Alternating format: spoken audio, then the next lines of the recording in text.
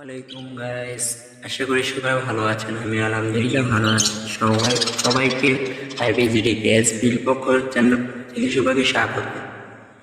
আজকে টিউটোরিয়াল ও থাম্বনেল দেখে বুঝে গিয়েছেন ভিডিওটি কি। ভিডিওটি হচ্ছে কোথাও থেকে যদি পাখিকে জার্নি করে নিয়ে আসেন বা কোথাও থেকে কিনে নিয়ে আসেন, তাহলে পাখিকে কিভাবে সেট করতে হবে প্রথমে তা নিয়ে আজকে আলোচনা।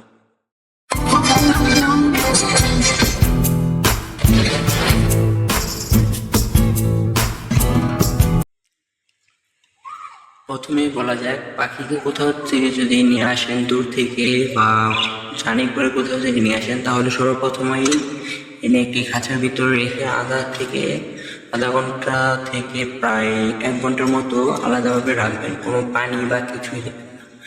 তারপর আধা ঘন্টা বা 1 ঘন্টা পরে সেই পাখিদেরকে সাধারণ পানি বা স্লাইন আছে, স্লাইনটিতে দিতে হবে। স্লাইনটিকে আমি ডেসক্রিপশন বক্সে নাম লিখে দিই এবং কি আমি ডিসপ্লেতেও রেখে দিচ্ছি, দেখে কিনে নেবেন।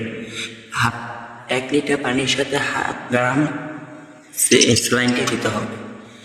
এবং কি পাখি যদি দেখেন হাঁপাচ্ছে, আনার পরে এখন আমার পাখি হাঁপাচ্ছে, এতে ভয় পাওয়ার কিছুই নেই।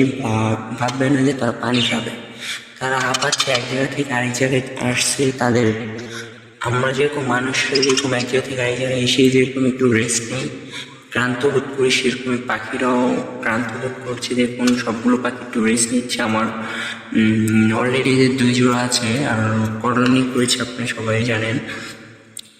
সো তারা এসে এখন একটু রেস্ট নিচ্ছে। আমি এখনো পানি দিইনি, অবশ্যই আধা ঘন্টা পর পানি দেবো।